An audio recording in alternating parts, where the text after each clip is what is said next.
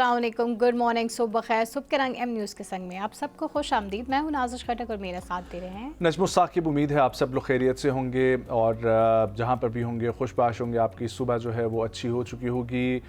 خواتین و حضرات، پروگرام کا باقاعدہ آغاز کرتے ہیں صبح کی خبر سے، اور سب سے پہلے آپ کو بتائیں کہ پاکستان سمیت 10 ممالک کے وزرائے خارجہ کی گلوبل سمود فلوٹیلا پر اسرائیلی حملوں کی شدید مذمت سامنے آئی ہے۔ یہ پہلے بھی جب فلوٹیلا اسرائیل کی جانب، فلسطین کی جانب رواں دواں تھا، تب بھی اسرائیلی حملے ہوئے تھے، اور اب دوبارہ سے ایسی چیزیں سامنے آ رہی ہیں کہ مشترکہ مذمتی بیان جاری کیا گیا ہے، جس میں 10 ممالک میں پاکستان، ترکیہ ہے، بنگلہ دیش ہے، برازیل، کولمبیا، انڈونیشیا، اردن، لیبیا، مالدیپ اور اسپین کے وزرائے خارجہ شامل ہیں۔ مشترکہ بیان میں کہا گیا کہ گلوبل سمود فلوٹیلا ایک پرامن، شہری اور انسانی ہمدردی پر مبنی قدم ہے۔ اس کا مقصد فلسطینیوں کی سنگین انسانی مشکلات پر عالمی توجہ جو ہے وہ مبذول کروانا ہے۔ مشترکہ مذمتی بیان میں کہا گیا ہے کہ کشتیوں پر حملے، کارکنوں کی گرفتاری عالمی قوانین کی کھلم کھلا خلاف ورزی ہے۔ اسرائیل گرفتار تمام کارکنوں کو فوری طور پر رہا کرے۔ اور 10 ممالک کے مشترکہ بیان میں کہا گیا کہ پرامن انسانی ہمدردی کی سرگرمیوں پر حملے عالمی قوانین اور آزاد جہاز رائی کی خلاف ورزی ہیں، اور عالمی برادری سے مطالبہ کرتے ہیں کہ وہ اپنی قانونی اور اخلاقی ذمہ داریاں پوری کرے۔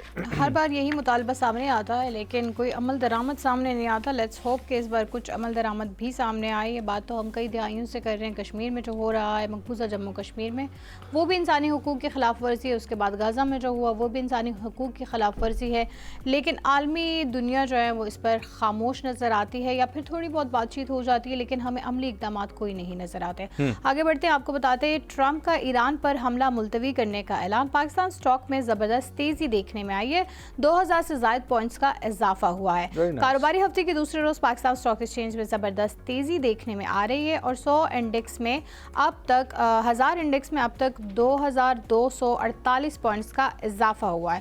پاکستان سٹاک ایکسچینج کے 100 انڈیکس اس وقت 1,68,053 پوائنٹس کی سطح پر ہے۔ دوسری جانب انٹر بینک میں ڈالر کا بھاؤ 3 پیسے سے کم ہو کر 278.57 جو ہے نا وہ ہو گیا ہے۔ تو اسٹاک مارکیٹ ڈیفینیٹلی اس چیز پر بڑا مبنی کرتی ہے کہ کیسا باہر کا ماحول چل رہا ہے، ملکی ماحول کیسے چل رہا ہے، اور انٹرنیشنلی کیا معاملات چل رہے ہیں۔ اور اس میں ہم نے یہ دیکھا کہ جب ایسی بھی کوئی جنگ کی سچویشن ہوتی ہے تو اسٹاک مارکیٹ بیٹھتی ہے، لیکن ایک دفعہ پھر سے پچھلے ہفتے ہم لوگوں نے دیکھا کہ کافی جو ہے وہ مندی کا رجحان رہا اسٹاک مارکیٹ میں، لیکن اس دفعہ جب کاروباری ہفتے کا آغاز ہوا اسی کے ساتھ ہی جو ہے نا وہ ہمیں اچھے پوائنٹس کی برتری دیکھنے میں آئی ہے۔ اوپر کی طرف جا رہے ہیں لیکن یہ کب تک رہتے ہیں اس کا بھی کچھ پتہ نہیں ہے۔ جیسے ہی کوئی اس طرح کی عالمی کشیدگی سامنے آتی ہے تو اسٹاک ایکسچینج بھی اس سے بری طرح متاثر نظر آتا ہے۔ خواتین و حضرات، پنجاب میں کام ہو رہا ہے اور اس کا منہ بولتا ثبوت ہے پنجاب کے پروجیکٹس۔ آپ کو بتائیں کہ اب پنجاب میں ماڈل ولیج کے پروگرام کے تحت 200 سے زائد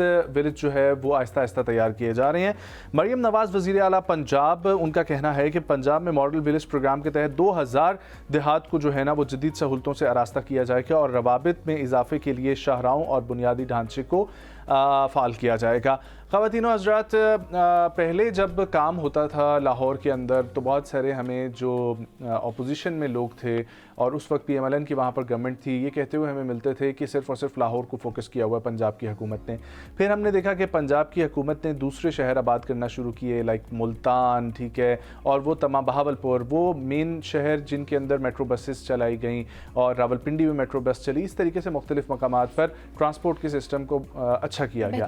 لیکن اس کے بعد جب اس گورنمنٹ کا آغاز ہوا تو سٹارٹ میں ہی کچھ مجھے ایکسپیرینس ہوا پنجاب گورنمنٹ کے ساتھ کام کرنے کا، تو آئی ہیو سین کے جو چھوٹے شہر ہیں، گجرانوالہ، سیالکوٹ، سرگودا، ان شہروں میں بھی ٹرانسپورٹ کے اوپر اور دیگر چیزوں کے اوپر کام ہو رہا ہے۔ جو گرین الیکٹرک بسیز ہیں وہ ہم گاؤں دیہات کے اندر بھی چلتے ہوئے دیکھ رہے ہیں، لیکن یہ اب ایک نیا پروگرام ہے کہ 2000 ایسے ماڈل ولیج تیار کیے جائیں گے جو عکاسی کریں گے پنجاب کے ان تمام تر ویژن کی کہ اب پنجاب میں گاؤں دیہاتوں میں بھی کام ہو رہا ہے، اور اس کے لیے انفراسٹرکچر ہونا بہت ضروری ہے، اور اس کے لیے روڈ کنیکٹیوٹی ہونا بہت ضروری ہے، وہاں پر بیسک فیسلٹیز جو ہیں وہ ہونا بہت زیادہ ضروری ہے، اس کے اوپر پنجاب گورنمنٹ انفیکٹ ڈائریکٹ اس دن میں کسی انٹرٹینمنٹ انڈسٹری کے ایک سیلیبریٹی کا ٹویٹ بھی دیکھ رہی تھی. ان کا یہ کہنا تھا کہ ہم ویسے ہی جو ہے ان کو ناپسند کرتے تھے, لیکن یہ تو واقعی میں بہت کام کر رہی ہیں, اور چاہے آپ کچھ بھی کہہ لیں لیکن آپ اس چیز کو ڈینائی نہیں کر سکتے کہ that she is proving us all wrong. تو جو جہاں سچ ہوتا ہے اس کو بہتر ہے کہ آپ پذیرائی بھی کریں. آگے بڑھتے ہیں جی, آپ کو بتاتے ہیں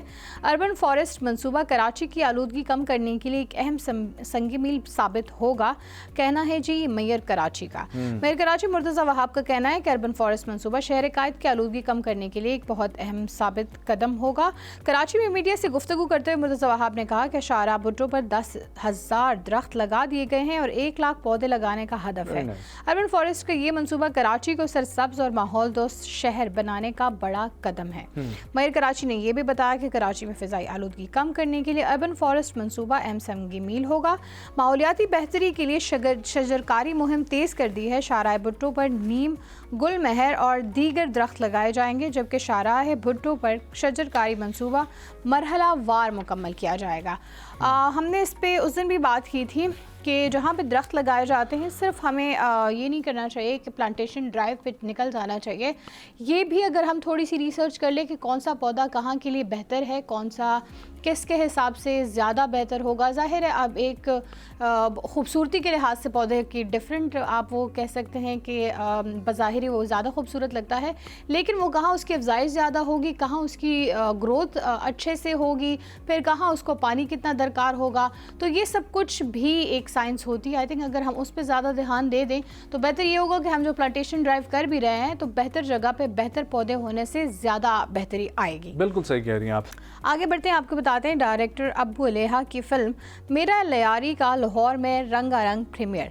معروف ڈائریکٹر ابو الیہا کی فلم لیاری کا لاہور میں ایک رنگا رنگ پریمیئر ہوا, جس میں عائشہ عمر, دنانیر مبین, نیّر اعجاز اور سمیہ ممتاز کے علاوہ شوبز ستاروں کی ایک بڑی تعداد نے شرکت کی, جن میں چیئرمین پاکستان فلم پروڈیوسرز ایسوسی ایشن شہزاد رفیق, فلم پروڈیوسر صفدر ملک, معروف اداکارہ و کامیڈین کیسر پیا, گلوکار ولی حامد علی خان, گلوکار نعمان جاوید شیخ, عابد رشید اور دیگر بھی شامل تھے.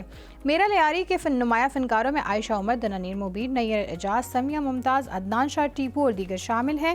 ابو الیہا نے فلم کا اسکرپٹ لکھنے کے ساتھ ساتھ ہدایات بھی دی ہیں. عائشہ عمر فلم کی ایگزیکٹو پروڈیوسر ہیں, ان کی بھی یہ پہلی پروڈکشن ہے. ویسے ڈائریکٹر ابو الیہا کا اس موقع پر کہنا تھا کہ میرا لیاری ایک منفرد کہانی پر مبنی ہے. میں نے عائشہ عمر اور دنانیر مبین کے ساتھ مل کر ایک اچھی کوشش کی ہے. یہ فلم بین الاقوامی فلمی میلوں میں پہلے ہی اپنا لوہا منوا چکی ہے. سندھ حکومت نے اس فلم کے لیے بھرپور تعاون کیا ہے. ہم اس فلم کو تعلیمی اداروں میں بھی دکھائیں گے.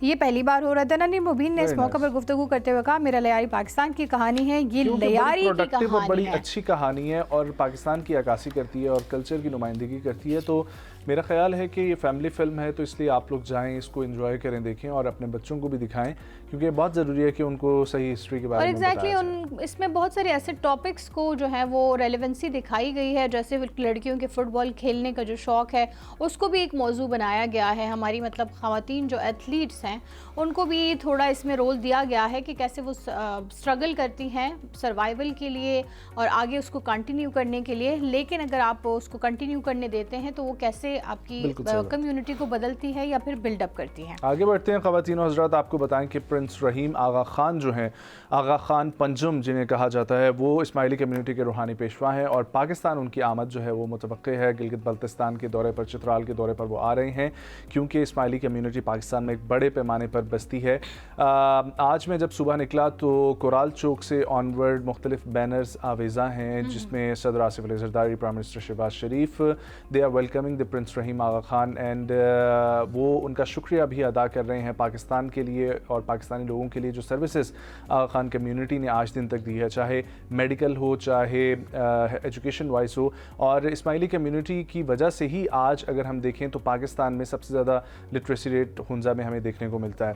اور وہاں پر جو ایکسپیرینس آپ لوگ بھی جا کے کریں گے تو وہاں کے بچے نارمل گاؤں دیہات یا دور دراز پاکستان کے علاقوں کے بچے سے زیادہ تیز ہیں, زیادہ ایکٹیو ہیں, ان کو ایکسپوئر ہے, ان کو انگریزی صحیح آتی ہے, ان کو آپ ان کے بچوں سے اگر پوچھیں گے تو وہ یہاں اسکول جا رہے ہوں گے یا اسکول سے آ رہے ہوں گے.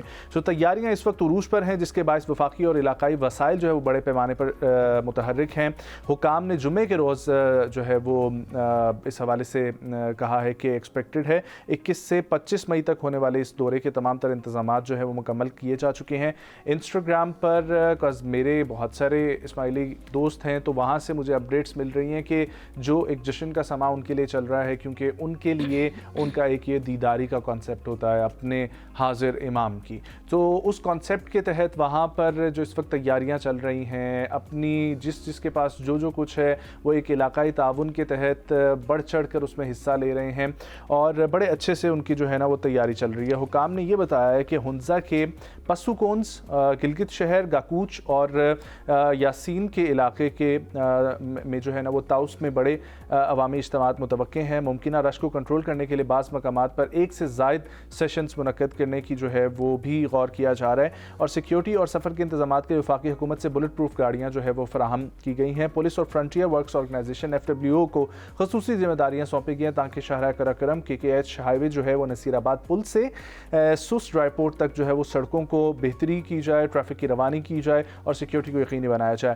خواتین و حضرات, یہ جاننا بہت ضروری ہے کہ پرنس کریم آغا خان جو ان کے والد تھے اور یہ خود بھی کافی ایکٹیو ہیں ٹورڈز پاکستان کی جو ہے پراسپیرٹی, اور اس میں ان کا بہت جو ہے وہ ایک بڑا حصہ شامل ہے. اور ابھی ریسنٹلی اگر ہم پاکستان ٹاکس کی بات کریں, سو وی آل نو پاکستان میں ایک موجود ہے سرینا ہوٹل, اور سرینا ہوٹل اسماعیلی کمیونٹی پرنس آغا خان جو ہیں ان کے انڈر آتا ہے, ان کی پراپرٹی ہے. سو ابھی جو حالیہ امریکن اور ایران کی ڈیلیگیشن اور وزٹ تھا, سو تھرو آؤٹ جو ہے وہ ایکٹیویٹیز جو سرینا کی طرف سے دی گئی تھی وہ پاکستان گورنمنٹ کو گفٹ کی گئی تھی, اور پاکستان گورنمنٹ نے اس کا خرچہ جو ہے وہ نہیں اٹھایا تھا بلکہ آغا خان کمیونٹی نے اس کا خرچہ جو ہے وہ اٹھایا تھا. سو اس لیے اس بار یہ کہا جا رہا ہے کہ ان کو بھی اسٹیٹ گیسٹ کا ہی درجہ دیا جائے گا, ملنا بھی چاہیے ان کو بالکل اسٹیٹ گیسٹ کا درجہ. جتنا انہوں نے کام کیا, جتنا ان کے والد نے کام کیا ہے گلگت کے اندر اور پورے پاکستان کے اندر, بلکہ بہت زیادہ ان لوگوں کی جو ہے وہ ایکٹیویٹیز ہیں. سو ابھی دیکھیں گے جب ان کا آئے گا, جب وہ آئیں گے دورے پہ, لیٹس سی. ان کا کہا جا رہا ہے کہ بہت سارے تقریبات اور اجتماعات سے وہ خطاب بھی کریں گے. کیا کہتے ہیں, کیا سنتے ہیں وہ لوگوں سے, ان کی کہانیاں, یہ بھی آپ کو بتائیں گے. آگے بڑھتے ہیں, آپ کو بتاتے ہیں کل جو ہے ہمیں یہ نیوز دیکھنے میں آ رہی تھی جس پہ ہمیں سوشل میڈیا پہ بہت زیادہ ملتا جلتا تاثر مل رہا تھا PTI PMLN کی جانب سے. کل جو ہے وزیر اعلیٰ KP کے آئے تھے, اسلام آباد کا دورہ کیا تھا انہوں نے, اور وہ بانی PTI کی بہنوں سے, ان کے خاندان والوں سے بھی ملے, اور پھر ان کو ان کے ساتھ ہی وہ اڈیالہ جانا چاہ رہے تھے, بٹ لاسٹ اطلاعات کے مطابق ان کو 26 نمبر چنگی پہ روک دیا گیا تھا اور ان کو جانے کی اجازت نہیں مل رہی تھی, جس کے باعث بہت ساری سوشل میڈیا پہ لوگ یہ کہہ رہے ہیں کہ اگر وہ پرامن قافلے کے ساتھ صرف ملنے جانا چاہ رہے تھے تو ان کو ملنے کیوں نہیں دیا جا رہا. اچھا, واٹ آئی بلیو کہ اگر ان کا نام موجود تھا لسٹ کے اندر اور ان کا ملنے کا دن بھی تھا, اور اگر ان کو بلایا ہوا تھا, کیونکہ مجھے اس کے بیک گراؤنڈ انفارمیشن نہیں پتا, لیکن اگر ان کو بلایا ہوا تھا, یہی تو بات ہے, ابھی تک ان کو ملنے کسی کو بھی نہیں ملنے دیا جا رہا. لسٹ میں نیم تھا, کورٹ کی طرف سے آرڈر تھے, تو پھر نہ ملنے دینا یہ ایک زیادتی ہے. لیکن اگر آرڈر نہیں تھے اور کچھ بھی نہیں تھا اور پھر وہ جانا چاہ رہے تھے تو پھر یہ ایک اشتعال انگیزی کی طرف بڑھتی ہوئی بات تھی, تو اس میں روکنا بہت ضروری تھا. اب ریئل کنڈیشن کیا تھی اس کے بارے میں مجھے علم نہیں ہے, تو اس وجہ سے یہ دونوں کنڈیشنز ہیں کہ ایک طرف وہ یہ صحیح ہے اور ایک طرف غلط ہے. لیکن اس کی وجہ سے پتہ ہے آپ کو 26 نمبر جو ہے تقریباً 5 سے 6 گھنٹے بند رہا, اور وہاں جتنے لوگ تھے وہ وہیں پہ وہیں, کوئی نہ وہاں سے آ رہا تھا, نہیں نہ کوئی جا پا رہا تھا. یہ ہم نے لاسٹ ویک جب لاسٹ منتھ جب ٹاکس سیکنڈ فیز کی بات ہو رہی تھی, تو سیکنڈ فیز ابھی تک شروع نہیں ہو سکا تھا, لیکن ایکسٹینڈڈ ریڈ زون تک سب کچھ بند تھا, جس کی وجہ سے بزنسز کا بہت لاس ہو رہا تھا. اور کل بھی یہی ہو رہا تھا کہ ایون میری فیملی نے پشاور سے اسلام آباد پہنچنا تھا, اور وہ 26 نمبر پہ کوئی 4-1 گھنٹے پھنسے ہی رہے تھے. تو اگر ہم بات کریں تو یہ کیا وہاں پہ جو گاڑیاں کھڑی تھی تب پیٹرول کا ضیاع نہیں ہو رہا, اے سیز چل رہے ہیں گاڑیوں میں تو تب ضیاع نہیں ہو رہا. جب ہم سمارٹ لاک ڈاؤن کی بات کرتے ہیں تو کیا ہمیں یہ چیزیں جو ہیں اس کو سموتھ آؤٹ نہیں کرنا چاہیے؟ آپ یہ کس کے بارے میں بات کر رہی ہیں کہ جو ایسیز چل رہے تھے اور یہ ظاہر ہے گاڑیوں میں جو بھی لوگ بیٹھے ہوئے ہیں تو اتنی گرمی، بہت گرمی تھی اس ٹائم پہ جب ہم یہاں سے گھر گئے تھے، اس ٹائم کی بات ہی شروع ہوئی تھی آئی تھنک 4 بجے کے اراؤنڈ. تو ظاہر ہے جو گاڑیوں میں لوگ بیٹھے ہوئے تھے، گاڑیاں چل رہی ہیں تو پیٹرول کا ضیاع بھی ہو رہا ہے، رائٹ. اور پیٹرول آلریڈی جو ہے ہمارا بہت اس وقت جو ہائک چل رہی ہے اس کی وجہ سے لوگ بہت پریشان بھی ہیں. تو آئی تھنک یہ اس ٹائم پہ بھی ہمیں یہ چیزوں کا خیال رکھنا چاہیے کہ اگر ہم روڈز اتنی دیر کے لیے بند کر رہے ہیں اور ٹریفک جو ہے وہ رکی ہوئی ہے، ایک تو عام عوام کو مسئلہ ہو رہا ہے، پریشانی ہو رہی ہے، اور دوسری جو ہے وہ بہت ساری چیزوں کا ضیاع بھی ہو رہا ہے. ہاں بٹ آئی تھنک کہ یہ جو اسٹریٹجی ہے اسمارٹ لاک ڈاؤن کی، اس کی وجہ سے بہت ساری بچت بھی ہوئی ہے. اب تو خیر رات 12 بجے تک چیزیں کھل چکی ہیں. اب تو عید کے دن ہے چونکہ، تو ظاہر ہے عید کی خریداری کے لیے لوگ لیکن جس رات چیز کو کے حوالے سے آپ ذکر کر رہی ہیں پرٹیکولرلی، اب اس میں صرف ایک ہی کنڈیشن بچتی ہے، جس طریقے سے میں نے پہلے کہہ دیا. اگر وہاں پر نام موجود تھا، نہیں جانے دیا جا رہا تھا، حکومت کی بے وقوفی تھی. اگر نام نہیں موجود تھا، زبردستی جانے کی کوشش تھی، تو سہیل آفریدی صاحب کی غلطی ہے، اور اس سے زیادہ اور کچھ بھی نہیں ہے. باقی ٹائم تو ظاہری باتیں لگنا تھا جب ایک غلط ہے اور ایک صحیح تھا اور آمنے سامنے وہ آگے تھے. خواتین و حضرات، بریک شامل کرتے ہیں پروگرام میں. وقت ہوا چاہتا ہے ایک بریک کا، واپس آئیں گے، کنٹینیو کریں گے. ہمارے ساتھ گیسٹ موجود ہوں گے اور ہم بات کریں گے کہ پاکستان میں اس وقت خلا کی جو ہے وہ شرح بڑھتی جا رہی ہے، اور اسلام آباد کی صرف ہم بات کریں تو وہ بھی ایک گہری تشویش کا جو ہے وہ سامنا کرنا پڑ رہا ہے کہ خلا کے کیسز دن بدن ڈیلی اگر ہم بات کریں تو 300 جو ہے وہ خلا کے کیسز رجسٹرڈ ہو رہے ہیں. اس کے اوپر بات کریں گے، کہیں مت جائیں، ہمارے ساتھ.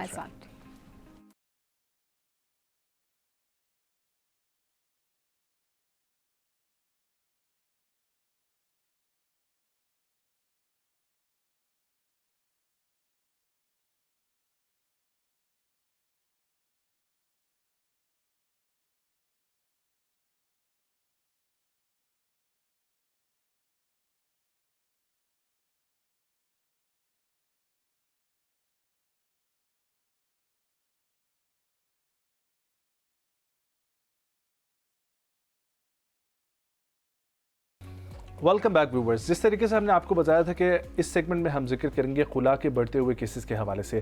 اسلام آباد کی اگر ہم لوگ بات کریں تو روزانہ 300 ہو رہے ہیں کیسز، اور ماہانہ کی اگر ہم بات کریں تو تقریباً 9000 کیسز، اور اب تک کل جمع کر کے 45,000 سے بھی تجاوز کر گئی یہ ریشو.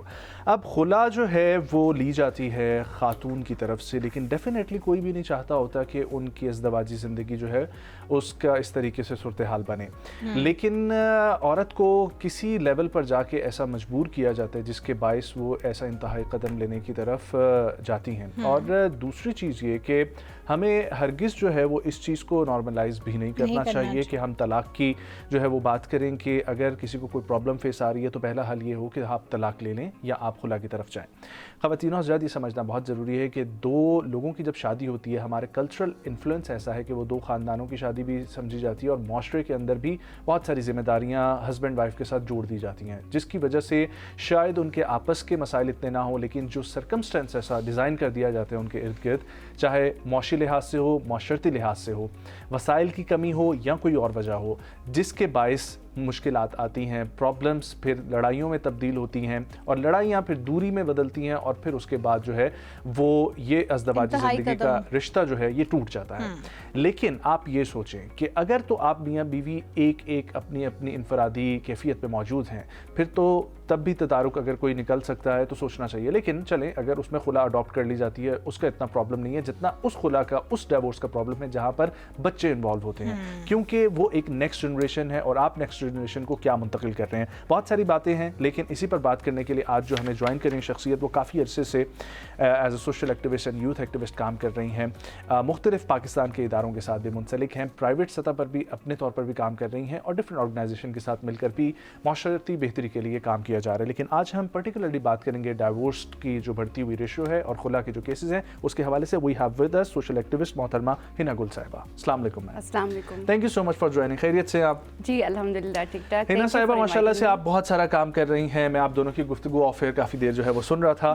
مجھے یہ بتائیے گا کہ آپ اس ٹاپک کو کیسے دیکھتی ہیں، کیونکہ آپ نے کہا کہ بڑا دل کے قریب ہے آپ کے ٹاپک. جی یہ بالکل میرے دل کے قریب ہے، کیونکہ ہم جس سوسائٹی میں رہ رہے ہیں یہاں پہ اگر سوشل میڈیا کے تھرو یا ایجوکیشن کے تھرو سوشل کمپین چلائی جا رہی ہے جس سے اویئرنیس پیدا ہو رہا ہے، تو وہ اویئرنیس ان کی پازیٹیو سرکمسٹانسز بھی سوسائٹی پہ ہے اور نیگیٹیو بھی ہے۔ اگر ایک طرف ایک معاشرہ ایجوکیشن کے لحاظ سے یا اس کے لحاظ سے اویئر ہو رہا ہے تو وہ اپنے حقوق بھی پہچان رہے ہیں، پھر چاہے مرد ہو یا عورت ہو، اگر ان کا ذہنی تناؤ خراب ہو رہا ہے اور ان کا سیلف رسپیکٹ، یا کیونکہ آپ کا جو سیلف رسپیکٹ ہے وہی آپ کی زندگی کی اسٹرینتھ ہوتی ہے، چاہے وہ مرد ہو یا عورت ہو، تو جس رشتے میں آپ کی سیلف رسپیکٹ یا آپ کا ذہنی سکون خراب ہو رہا ہے، جو آپ کے معاشرتی ریلیشن پہ بھی اثر انداز ہو رہا ہو، جو آپ کے فیملی ریلیشنز پہ بھی اثر انداز ہو رہا ہو، جو آپ کے بچوں پہ بھی اثر انداز ہو رہا ہو، اور جو آپ کے اسپیشلی کریئر پہ بھی اثر انداز ہو رہا ہو، کیونکہ ایک جو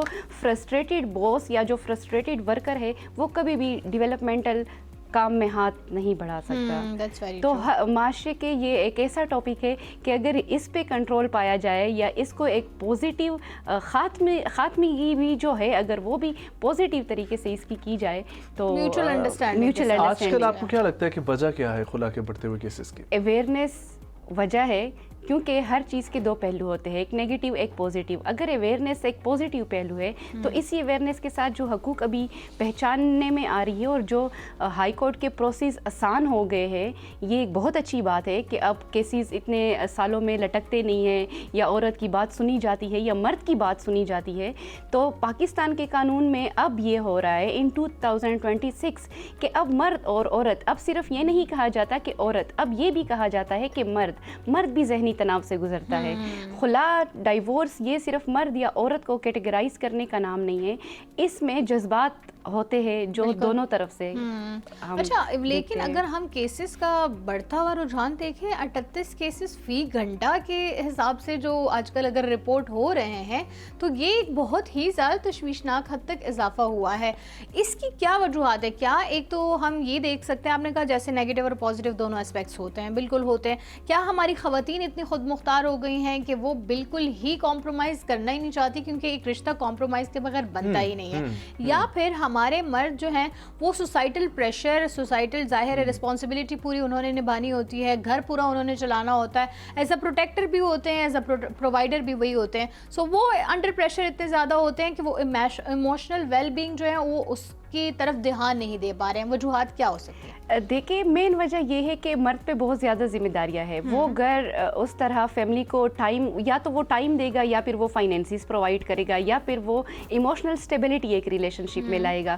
ایک مرد اتنے سارے کام کیسے کر سکتا ہے؟ اور ایکسپیکٹیشنز سوشل میڈیا کی وجہ سے اور اویئرنیس کی وجہ سے ٹو مچ ہائی ہو گئی ہے لوگوں کی، تو اس کو ایک بیلنس وے میں لانا یہ بہت ضروری ہے۔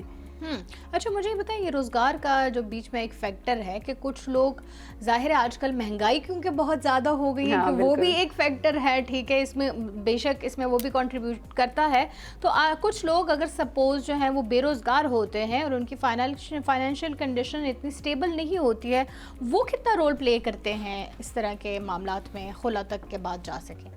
کیونکہ جن لوگوں کی فائنینشیل سٹیبلٹی اتنی نہیں ہوتی تو ان کو پتہ ہوتا ہے کہ ان کے ایکسپیکٹیشنز بھی اتنے ہائی نہیں ہوتے۔ جو مسئلے اسلام آباد کی آپ بات کر رہی ہیں، تو اسلام آباد میں اگر ہم کہیں تو ایک ایلیٹ طبقہ رہتا ہے ویکینڈ سے، تو ہم اس کو نہیں اگنور کر سکتے، اور ظاہر ہے اگر وہ ایجوکیٹڈ طبقہ بھی ہے، اگر وہ اپنے سیلف حقوق سے اور ہر چیز سے اویئر بھی ہے، تو اگر اسلام آباد میں یہ کیسز رپورٹ ہو رہے ہیں، لیکن آپ یہ دیکھیں کہ ایک پازیٹیو بات یہ ہے کہ معاشرے میں پہلے جو خلا اور طلاق کے کیسز ہوتے تھے وہ بہت تشدد کے ساتھ ہوتے تھے، بہت زیادہ ڈرامہ ہوتا تھا، بہت زیادہ فیملیز، بہت قتل تک بات چلی جاتی تھی۔ اب جو ایک اس جنریشن میں ایک پازیٹیو بات آ رہی ہے تو وہ یہ ہے mutual understanding dissolution of marriage with mutual understanding, کہ دیکھیں خلا اور طلاق سے ہم جب سے پیدا ہوئے ہیں، جب سے دنیا شروع ہوئی ہے، تو ہم بھاگ نہیں سکتے اور اس چیز کو اسکیپ بھی نہیں کر سکتے، ہم نے فیس کرنا ہے ان دو چیزوں کو، اس لیے اللہ تعالیٰ نے بھی ذکر کیا ہے ان چیزوں کا، ورنہ یہ امپورٹنٹ اگر نہ ہوتے تو ہر جگہ اس کا ذکر نہ ہوتا۔ اگر یہ امپورٹنٹ ہے تو ہمیں یہ سمجھنا چاہیے کہ یہ ایک چیز ہو تو رہی ہے، لیکن اس کو ہم ایسے طریقے سے میوچل انڈرسٹینڈنگ کی طرف کہ خاندان کو نقصان نہ ہو، بچوں کو نقصان نہ ہو، معاشرے کو نقصان نہ ہو اور آنے والی جنریشن کو نقصان نہ ہو۔ मैम बिल्कुल आप सही कह रही हैं। जो अभी तक मैं आपकी बात से समझा हूँ, ठीक है, नो डाउट अवेयरनेस आ रही है लोगों को, और ऐसी शादी में रहने का कोई मकसद नहीं बनता जहाँ पर आपके मेंटल प्रेशर जो है वो एक हद तक पहुँच चुका है और आप उससे ज़्यादा सर्वाइव नहीं कर सकते। आपकी मेंटल हेल्थ इफेक्ट हो रही है, और न सिर्फ आपकी हो रही है, आपके पार्टनर की भी हो रही है। तो एक मैरिज, लेकिन ये भी हमें मद्देनज़र रखना है कि जो आप जिक्र कर रही हैं कि अल्लाह ने भी जिक्र किया, सो जिस पैराए में कुरान में जिक्र आया है, एक वाहिद हलाल चीज़ है जिसका सबसे नापसंदीदगी का जिसका इजहार किया गया वो तलाक है। सो अगर हम इसको देखें तो हम ये समझना चाहते हैं कि जो मैरिज जिस टाइम पे हो रही है उस टाइम पे एक दूसरे को समझने में गलती की हुई है, या जब मैरिज चल जाती है। सॉरी, आपकी बात काट रही हूँ। यहाँ पे तलाक और खुला दो डिफरेंट वो है। तलाक को नापसंदीदा अमल करार दिया गया है, खुला को नापसंदीदा अमल नहीं करार दिया गया। खुला में तलाक इसमें फर्क है, इसमें फर्क है। खुला में और तलाक में फर्क है, बिल्कुल फर्क है। लेकिन एक्चुअली वो बनेगी तो divorce he, at the end separation ही बनती है को ही, लेकिन मतलब उसमें देखिए तलाक में ये होता है कि आपका जो इमोशनल स्टेट है वो हद से ज़्यादा ह्यूमन टू ह्यूमन दूर हो जाता है। तलाक में एक सेल्फ रिस्पेक्ट आप किसी का हर्ट कर देते हो। मैम देखिए, जो आज दिन तक हमें समझ आई है ना, जो आज दिन तक हमें समझ में आई है ना, वो ये आई है तलाक की, कि तलाक भी एक म्यूचुअल कंसेंसस के तहत हो सकती है। जो आप तलाक की भी बात करिए, मर्द का देना इस तलाक, औरत का लेना इस खुला, ये सिंपल दो केसेस हैं। तो ज़रूरी तो नहीं है कि डिवोर्स की अगर हम तलाक की बात करें तो तलाक का ये मकसद है कि वो तशद्दुद से ही होगी, ठीक है। तलाक मर्द की तरफ से भी म्यूचुअल कंसेंसस पे आराम से दी जा सकती है, और कहीं तो इतने अच्छे केसेस भी होते हैं कि चूंकि खातून को हक महर मिलना होता है, ठीक है, तो इस वजह से भी मर्द तलाक दे देता है कि आपको वो प्रोटेक्शन भी मिल जाए। सो मैं सिर्फ ये जानना चाह रहा हूँ कि ऐसी कौन सी गलतियाँ हैं जो हम लोग कर रहे हैं कि हम इस नहज पर पहुँच रहे हैं जिसकी वजह से खुला की तरफ या तलाक की तरफ हमें बढ़ना पड़ता है। गलती तो देखिए ये है कि लॉन्ग टर्म प्लानिंग नहीं है किसी भी चीज़ की। अगर तो शादी इस बुनियाद पे हो कि हक महर से निकल कर एक, देखिए पहले शादियां होती थी बादशाहों के ज़माने में या एम्पायर्स के टाइम पे, या और तो वो सोसाइटी टू सोसाइटी होती थी, ख़ानदान टू ख़ानदान होती थी, तो उसमें कबीले बसते थे। आपका आजकल की जो शादियाँ हो रही है तो वो ज़्यादातर उसको कम्युनिटी को साथ लेके जाके वो शादियाँ नहीं हो रही, तो वो जो आउटपुट रिजल्ट्स है वो बहुत कम या नेगेटिव आ रहे हैं। अच्छा, मुझे ये बताइए कि क्या लगता है आपको कि इसमें हमारी ख़वातीन जो ज़्यादा अवेयर हो गई हैं, आपको ऐसा नहीं लगता कि वो अपने राइट्स का बेजा इस्तेमाल भी हमें देखने में आया है? और मैं ख़ुद खातून हूँ, आपको आप इस बात पे ना ऑफेंड नहीं होइएगा, लेकिन हमने देखा है कि इसीलिए देखें तलाक का रेशियो भी तो बढ़ सकता था, राइट, कि मर्द जो हैं जज्बातियों के तलाक दे रहे हैं। खुला का रेशियो, डोंट यू थिंक कि हम लोग जो हैं ज़्यादा चूँकि अवेयर हो गए हैं, अब हम किसी की भी हल्की सी भी बात अपने ऊपर बर्दाश्त करना ही नहीं चाहते। ये आपने बहुत ज़बरदस्त सवाल किया, मुझे बहुत अच्छा लगा। एक्चुअली बात ये नहीं है कि मर्द ही क्यों, देखिए आप हिस्ट्री उठा के देख रहे, मर्द ने इतनी तलाकें नहीं दी होगी जितनी आज तक ख़वातीन ने दी है। वजह क्या है? क्योंकि अल्लाह ताला ने मर्द को 1 2 3 4, अगर तुम इंसाफ कर सको वाला लाइन कोई नहीं पढ़ता। 4 शादियाँ सिर्फ है, ये वाली लाइन हर जगह हमें पढ़ने और सुनने को आ जाती है। लेकिन औरत के पास ये हक नहीं है ना माशरे में कि वो अगर एक के साथ सेट नहीं हो रही है अज़दवाजी ज़िंदगी में तो वो दूसरा शौहर रख सके, ऐसा तो नहीं है ना। तो हमारी जो एक्सपेक्टेशन ख़वातीन की होती है वो बहुत हाई होती है। उनको as a father, as a brother, as a husband, as a friend, as a हर चीज़ वो सारे एक ही में चाहिए होती है, जबकि मर्द का ये मसला नहीं है। वो जिससे जो चीज़, जहाँ बहन के साथ उसका अलग रिश्ता, माँ के साथ अलग रिश्ता, भाई के साथ, लेकिन एक औरत जो है ना वो एक्सपेक्ट करती है कि मुझे, तो वो इसलिए जो माइंड पे ज्यादा दबाव है ना वो औरतों के आता है, और औरत ही फिर ये कहती है कि शायद मेरी दुनिया खत्म हो गई है। ओके, वैसे हाँ, अंडरस्टैंडेबल बात की है आपने।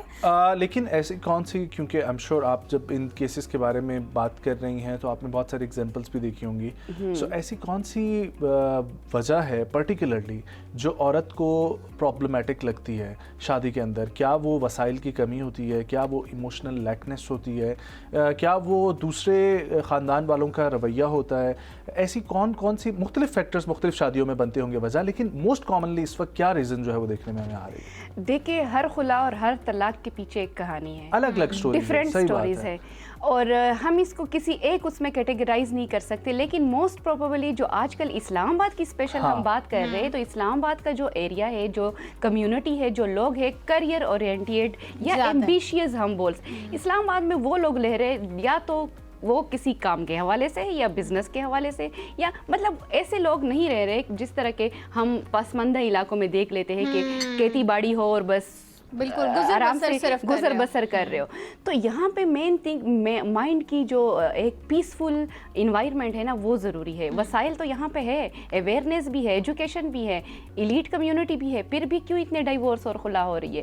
اگر ہو رہی ہے تو اس کا مطلب ہے کہ پیس آف مائنڈ نہیں ہے, شاید زیادہ ہی خود کو بزی کر لیا. ایک جو اور فیکٹر ہے ایکسپیکٹیشنز نہیں پوری ہو رہی, اور فائنینشیل جو وسائل ہے وہ بھی اس حد تک نہیں پورے ہو رہے. تو کہاں سے لیکن میم میرا خیال ہے کہ ایکسپیکٹیشنز جو ہے نا وہ یہ رشتہ ایک ایسا ہے کہ اس میں ساری زندگی آپ ایک دوسرے کے ساتھ رہتے ہوئے بھی آپ کو نا کوئی پرابلم ایک دوسرے کے رہتی ہے. لیکن کامیاب رشتے آپ جتنے بھی اٹھا کے دیکھیں آج کے دور میں, جن کو 20 سال 30 سال شادیوں کے ہو گئے ہیں, بہت دفعہ ان کے درمیان میں ایسے موقع آئے ہوں گے کہ انہوں نے بھی سوچا ہوگا اس چیز کے بارے میں. لیکن ڈونٹ یو تھنک کہ یہ اویئرنیس تو ایک غلط اویئرنیس ہے کہ اگر اتنے زیادہ کیسز بڑھ رہے ہیں؟ اگر ہم پاسٹ 50 ایئرز یا 40 ایئرز اٹھا کے دیکھ لیں تو اگر میں اپنی سوشل میڈیا یا اپنے ٹی وی ڈراموں کی ہی مثال دے دوں تو ہم ایک ایسی چیز دکھا رہے ہیں جو میرج کو, جو کہ خوشی کا تعلق نہیں ہے, ہمیشہ کمپرومائز پہ بنا, ہمیشہ مطلب جتنا ہم اپنے سوسائٹی میں کنسیپٹ کیا دے رہے ہیں لوگوں کو, ایک 50 سال سے جو اسٹریٹجی ہم لوگوں نے بنائی ہے جس پہ پیمرا بھی شاید کچھ نہیں کر رہا یا کوئی اور بھی شاید کچھ نہیں کر رہا, تو ہمیں ایسی سٹوریز جنریشن ٹو جنریشن دکھا رہے. ہم بڑے ہو کے ایون اگر ہم اپنی مثال لے لیں فرام لاسٹ 30 ایئرز, ہم کیا دیکھ رہے, اگر ہم اپنی مثال لے لیں ہم کیا دیکھ رہے فرام لاسٹ 30 ایئرز. تو اب اگر ہم پہ یہ سچویشن آ گئی ہے تو اب ہم نے یہ کنٹرول کرنا ہے کہ پہلے تو ہم نے یہ کانٹینٹ ہی چینج کرنا ہے میرج کے بارے میں, خلا کے بارے میں, طلاق کے بارے میں, اور جو میوچل ڈیزولوشن آف میرج ہے کہ کم سے کم نقصان ہو اس سائڈ پہ اب لوگوں کو لے کے جانا چاہیے. کم سے کم ہو تو رہا ہے طلاق بھی اور خلا بھی, پر نقصان اس سے کم کی طرف ہو, چاہے وہ بچوں کا ہو, سوسائٹی کا ہو, یا مطلب کہ آل اوور انڈیویجولی ہو یا سارا. بالکل ٹھیک بات ہے ناگل, thank you so very much. آپ نے بہت اچھی بات کی, اور اس میں نے نیٹ فلکس پہ ایک سیریز بھی دیکھی تھی ڈی کپلنگ, اس میں یہ کانسیپٹ انٹروڈیوس کرایا گیا تھا, لیکن اس کے بعد میں نے دوبارہ واقعی میں ایسی کوئی چیز نہیں دیکھی جس میں وہ میوچل انڈرسٹینڈنگ سے ایک پورے پروسیس سے گزرتے ہیں, کیونکہ ان کی بچی ہوتی ہے اور وہ بچی جو ہے وہ سمجھدار ہوتی ہے, شعور والی ہوتی ہے, اس ایج کو پہنچ چکی ہوتی ہے کہ وہ ہر چیز کو آبزرو کرتی ہے اور سمجھتی ہے. تو اس لیے جو ہے وہ ایک میوچل انڈرسٹینڈنگ سے پہلے اس کو سمجھاتے ہیں, پھر وہ ڈیورس کی طرف جاتے ہیں. سو آئی تھنک اس کا نیگیٹو امپیکٹ بچوں پہ بہت کم پڑتا ہے, اور اس وجہ سے وہ جو ٹراماٹائزنگ سچویشن ہمیں بعد میں ان کے فیوچر میں نظر آتی ہے اس کا بھی رجحان کم پایا جاتا ہے. بہت شکریہ ہے نا آپ کے ٹائم کا. چھوٹا سا وقفہ لینا چاہیں گے, واپس آئیں گے, کہیں مت جائیے, ہمارے ساتھ رہیں.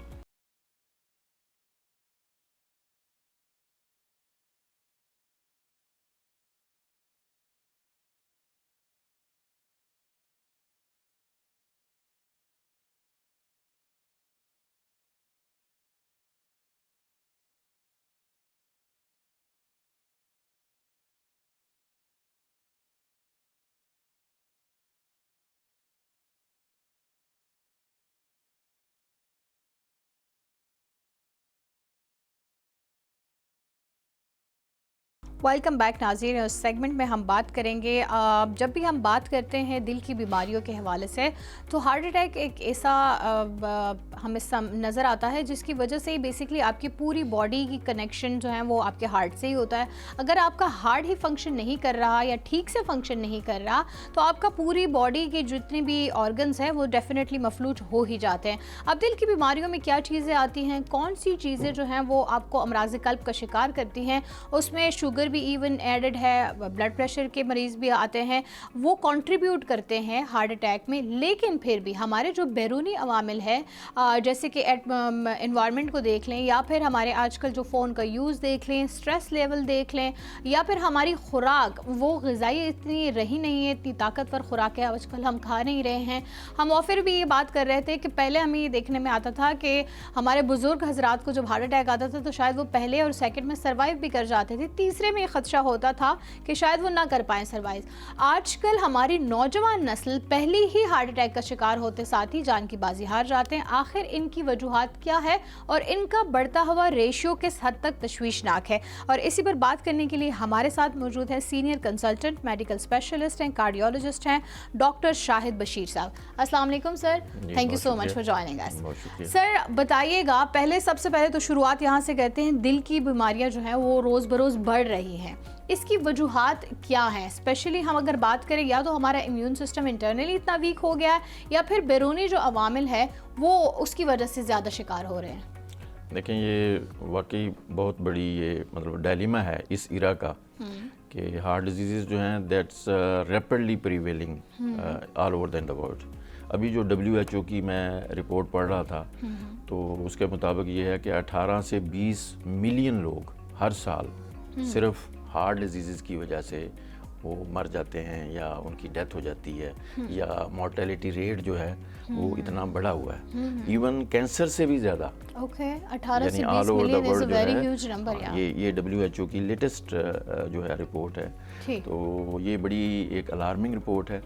اس میں جو سب سے بڑی جو وجہ جو اس وقت ہے, دیکھیں پہلے ہم لوگ 4 جو میجر رسک فیکٹر ہیں نا ان کو کنسیڈر کرتے تھے.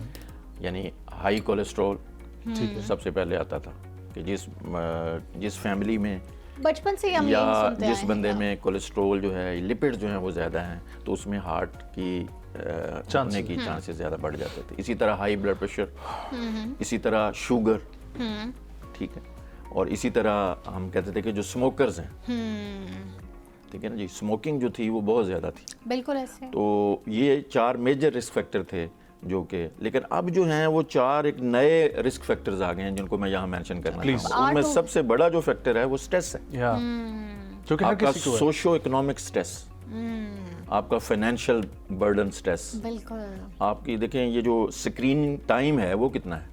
موبائل نہیں ہوتے تھے, آج سے 20 سال پہلے موبائل نہیں تھے, تو موبائل کے آنے کی وجہ سے میں کہتا ہوں سب سے بڑا جو اس وقت رسک فیکٹر ہے وہ یہ ہے کہ سیڈنٹری لائف سٹائل.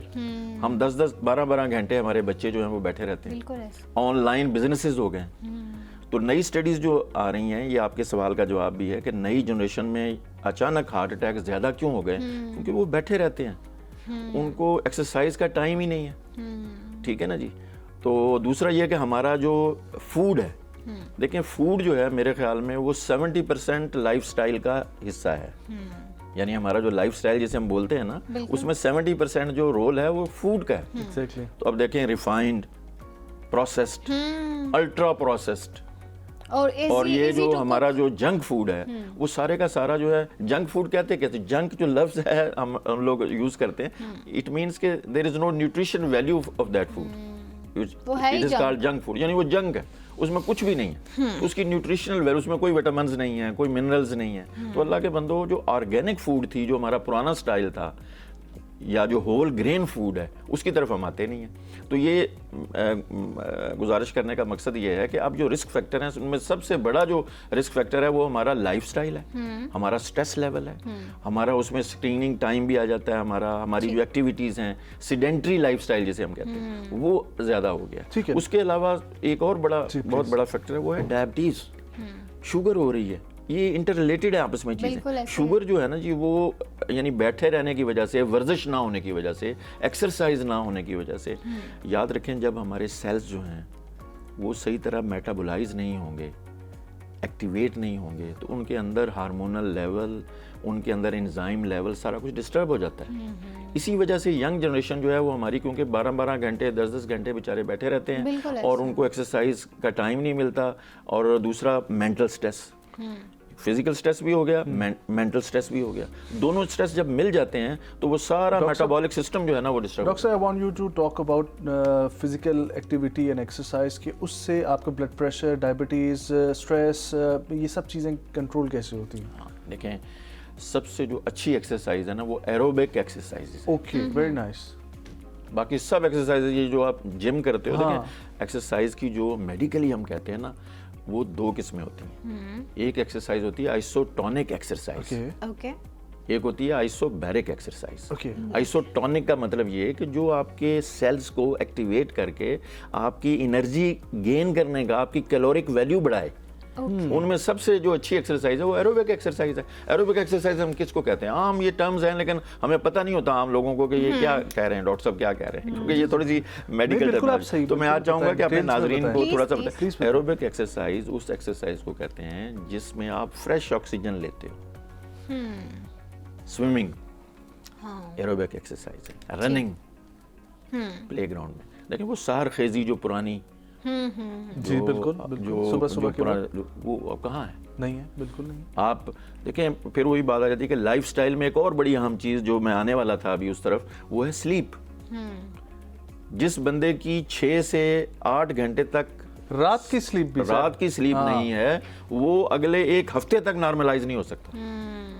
یہ ہماری میڈیکل سائنس کہہ رہی ہے. کیونکہ دیکھیں ایک ہارمون ہوتا ہے میلاٹونن, وہ جب سورج جو ہے وہ ڈھل جاتا ہے, رات آتی ہے, تو اللہ تعالیٰ نے ایک سسٹم بنایا ہوا ہے.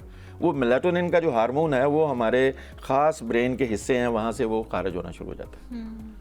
اگر آپ اندھیرا نہیں ہوگا, آپ سلیپ نہیں کریں گے اس میں, تو وہ آپ کا میلاٹونن لیول جو ہے وہ ڈسٹرب ہو جائے گا. ٹھیک ہے. اسی طرح ایک ہارمون ہے کارٹیسول, جو کہ صبح جب سورج نکلتا ہے تو اس کے ساتھ ہماری باڈی جو ہے وہ یہ فزیولوجیکل ہے, یعنی نیچرل ہے یہ.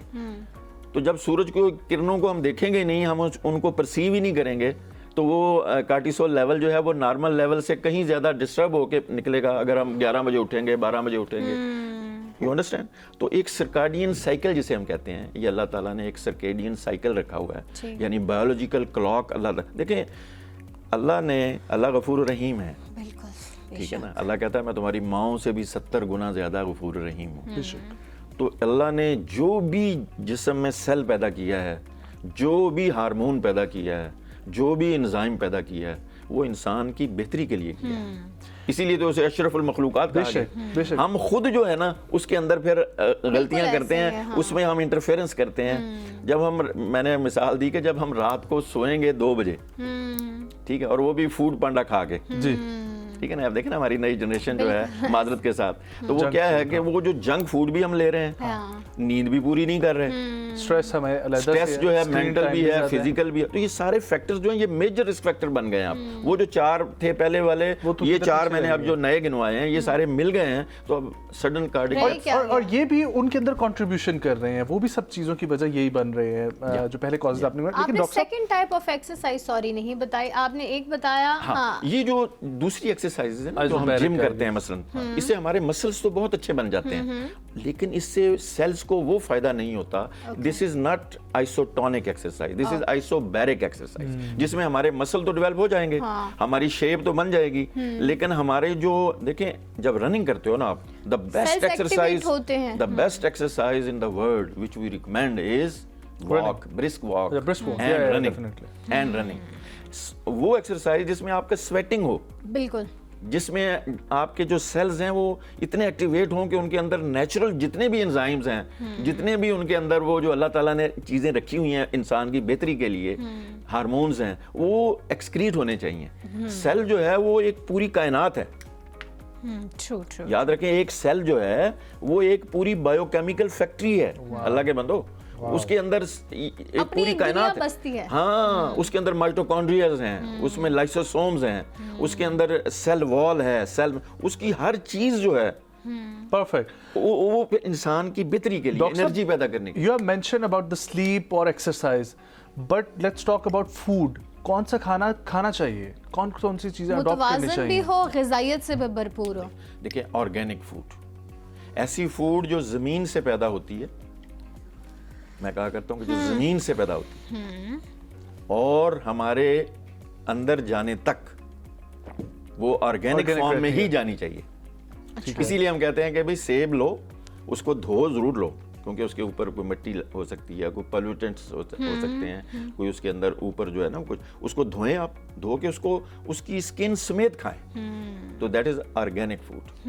ہم کیا کرتے ہیں کہ ہم بہت ساری نا بیچ میں چیزیں, مثلا گندم ہے, ٹھیک ہے, اب جو نئی ریسرچز آ رہی ہیں ان میں یہ ہے کہ لیس کاربوہائیڈریٹس ہمیں لینے چاہیے, کیونکہ جو نئی ریسرچز ہیں ان میں یہ کہ کاربوہائیڈریٹ جو ہے وہ کنورٹ ہو جاتا ہے, اگر ایکسیسولی لیا جائے تو وہ شوگر میں کنورٹ ہو جاتا ہے. اچھا, یہ ہے اصل جو بیسک چیزیں میں آپ کو بتا رہا ہوں. جی اور ٹھیک یہ ہے نا, جاننا ضروری. اسی لیے ہم کہتے ہیں لیس کارب, لو کارب ڈائٹ, ٹھیک ہے, لو ریفائنڈ فوڈ. تو اب جو آپ کا کوشچن تھا کہ فوڈ کون سی لینی چاہیے, organic food is the best one. اب جیسے میں نے مثال دی سیب ہے, اب زمین میں کون کون سی چیزیں پیدا ہوتی ہیں, گاجر, مولی, ساری سبزیاں جو ہیں, اس طرف ہم نے آنا نہیں, ہم نے تو برگر کھانا ہے جس کے اندر وہ جو ٹکی لگی ہوئی ہے درمیان میں, آپ کو کیا پتا وہ ٹکی میں کیا ہے؟ وہ ٹکی جو ہے وہ ایک یعنی ان آرگینک چیزوں کا مرکب ہے, that is harmful for your health. بالکل, اس کے اندر کون سی فیٹ ہے, تو یاد رکھیں. تو ڈاکٹر صاحب یہ ایکسیسو یوز آف آئلز جو ہوتے ہیں, ٹھیک ہے, یہ بھی بالکل, یہ آپ نے بالکل صحیح کہا کہ یہ دیکھیں نا, اب یہ ڈیپینڈ کرتا ہے کہ وہ فوڈ جو ہمیں وہ پکا کس میں رہے. صحیح بات ہے, ٹھیک ہے نا. اور وہ سب سے جو بڑا رسک فیکٹر ہے آج کل میرے خیال میں وہ ہے ہی یہ کہ ہمارا یہ جو کوکنگ آئلز ہیں ہمارے, یہ جو ہم نے جو آرٹیفیشیل گھی تیار کیے ہوئے ہیں, یہ سارے کے سارے ہماری صحت کے لیے اچھے نہیں ہیں.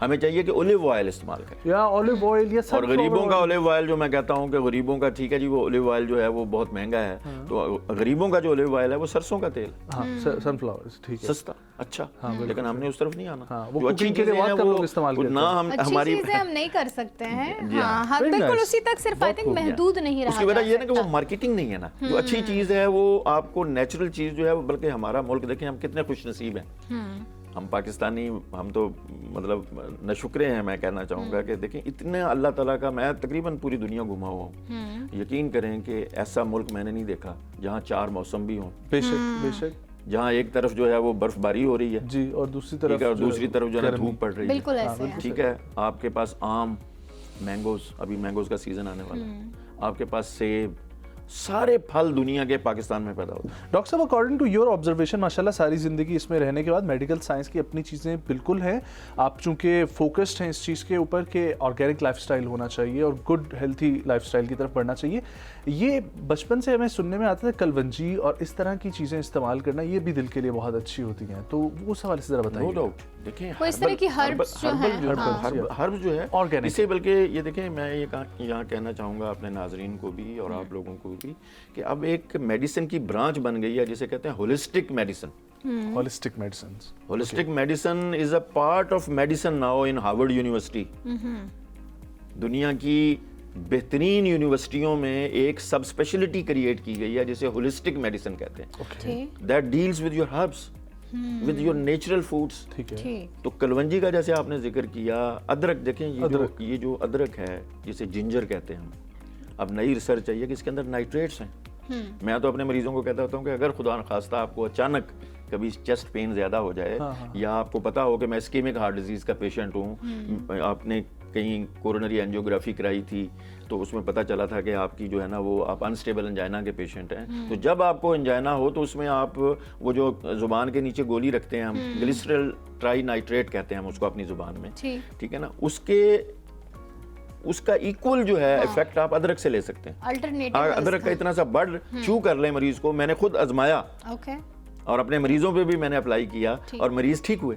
تو اس میں جو وہ نیچرل نائٹریٹ ہے, تو جنجر جو ہے, ایک ادرک جو ہے, تو یہ جتنی جڑی بوٹیاں ہیں, جتنی ہماری جو نیچرل چیزیں ہیں, بعض سبزیاں ایسی ہیں یقین کریں کہ اگر ہم وہ روزانہ کھائیں تو اس سے جو ہے نا بہت زیادہ ہمیں فائدہ ہو سکتا ہے. اب مثال کے طور پہ دیکھیں کدو ہے جی, تو اب نئی ریسرچز ہیں کہ اس میں فینولز ہیں, ٹھیک ہے نا, وہ فینولز جو ہیں وہ اتنے اچھے ہیں آپ کی, یعنی یہ جو بیڈ کولیسٹرول جسے ہم کہتے ہیں نا ایل ڈی ایل کولیسٹرول, اس کو کم کرتے ہیں. لیکن اس کو بوائل کر کے کھانا چاہیے. جی لوکی, ٹھیک ہے نا, یہ ساری چیزیں جو ہیں ان میں اللہ تعالیٰ نے فینولز رکھے ہیں, ٹھیک ہے نا. ان میں اور بہت ساری چیزیں ہیں جو ابھی تک ریسرچ ہو رہی ہیں, اینتھراسیامینز ہیں ان میں, ٹھیک ہے نا جی. ان میں بہت زیادہ اینٹی آکسیڈنٹس ہیں, جو ایسے اینٹی آکسیڈنٹس ہیں جو شریانوں کو کھول دیتے ہیں, جو شریانوں کے اندر جو پلیک ہے. لیکن ان کو ہم جب پکاتے ہیں تو موسٹلی ہم اس کو اوور کوک بھی کر جاتے ہیں, رائٹ؟ تو کیا کس فارم میں اس کو کھانا بہتر ہے, بوائلڈ فارم میں, یا پھر ہم کوک بھی کریں لیکن اس کو مائلڈ کوکنگ تک رکھیں؟ کیونکہ بہت سارے لوگ یہ بھی کہتے ہیں کہ جب آپ سبزی یا گوشت کو بہت زیادہ پکا لیتے ہیں تو ایون وہ جو ہے اپنی جو اس کی اوریجنل کیپیسٹی ہوتی ہے نیوٹرینٹس کی, وہ ختم ہو جاتی ہے. دیکھیں یہ بہت اچھی بات کی ہے آپ نے, بالکل یہ بات کسی حد تک صحیح ہے. تو ہمیں جو ہے نا وہ زیادہ یہ ہمارا ایک یعنی یہ بھی ایک لائف سٹائل میں آ جاتا ہے. تو یہ ہمارا جو یہ نا سٹائل, کوکنگ سٹائل جو ہے, یہ بیسیکلی اس کو ماڈیفائی کرنے کی ضرورت ہے. بالکل. اچھا دیکھیں رسک فیکٹر جیسے آپ نے شروع میں پوچھا تھا, بعض رسک فیکٹر ایسے ہوتے ہیں جو ماڈیفائیبل ہوتے ہیں, جن کو ہم چینج کر سکتے ہیں. ان میں ایک یہ بھی ہے کوکنگ سٹائل چینج کریں. اگر آپ سگریٹ پی رہے ہو تو اس کو بند کرو, یہ ماڈیفائیبل ہے, یہ ریورسیبل سٹائلز ہیں. تو ان میں ایک جو فیکٹر ہے وہ یہ بھی آپ نے صحیح کہا کہ ہمارا جو کوکنگ سٹائل ہے اس کو بدلنا چاہیے. بوائلڈ جو سبزیاں ہوتی ہیں ان میں زیادہ انرجی ہوتی ہے.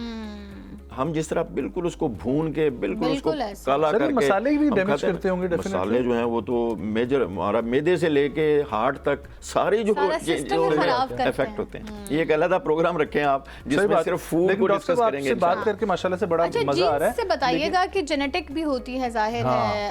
ہاں دیکھیں یہ ایک میجر رسک فیکٹر میں ہمیشہ ایک چیز ہمیں یاد رکھنی چاہیے. یہ جو آپ کا کوسچن تھا نا شروع میں کہ ینگ لوگ جو ہیں ان میں ڈیتھس اچانک کیا ہو رہی, تو ہم نے ایک اسٹڈی کی اس میں یہ پتا چلا کہ جینیٹک فیکٹرز جو ہے وہ بہت سب سے زیادہ وہ بھی پری ڈومیننٹ ہے. اوکے. ایک اور فیکٹر ہے جو ہم بھول جاتے ہیں, کورونا جو ہے اس سے امیونٹی کم ہو گئی ہماری. بالکل ایسا ہی ہے. وہ تو گلوبل ایک تھا نا viral. We can feel it. ہم نے یہ نوٹ کیا کہ کورونا کے بعد ہماری جو ڈیتھ ریٹس ہیں, جو مورٹیلٹی ریٹس ہیں وہ بڑھے ہیں ڈیو ٹو لیس امیونٹی. ہمارے نوجوانوں میں امیونٹی کم ہو گئی. بالکل ٹھیک ہے, کیونکہ وہ ویکسینیشن بھی کی گئی, وہ بھی کنٹروورشل ہے. ٹھیک ہے نا, تو یہ ایک ڈیبیٹیبل چیزیں ہیں بہت ساری. تو ان میں ایک جو ہے وہ جیسے آپ نے کہا genetic factor is a major risk factor. اگر ایک فیملی ہے اس کے اندر, اب تو بلکہ جو نئی اسٹڈیز آ رہی ہیں نا ان میں ہم لوگ یہی کر رہے ہیں نا کہ جو ایرا جو ہے نیکسٹ انشاءاللہ اس میں اسٹیم سیل تھراپی ہوگی. بالکل ایسا ہی ہے. ان میں یہ ہوگا کہ بچہ جب ماں کے پیٹ میں ہوگا اسی وقت ایکٹیو فیٹل لائف میں, تو ہم اس میں جو جین ہوگا اس کا, مثلا ایک کولیسٹرول والا جین ہے, تو اس کو ہم لیزر ایبلیشن سے اس کو میوٹیٹ کر دیں گے. اوکے. میری بات سمجھ گئے نا. تو وہ آئندہ جو بچہ پیدا ہوگا, جب جنریشن ہوگی, اس میں کولیسٹرول کا پرابلم نہیں ہوگا. اسی طرح بہت سارے جینز ہم نے اسپیسیفائی کر لیے ہیں, اور جو فیوچر سائنس ہے, فیوچر جو میڈیکل سائنس ہے وہ بیس کرے گی اس کے اوپر کہ وہ جو نا جی جینیٹکس انجینئرنگ کا نام دیا گیا اس کو.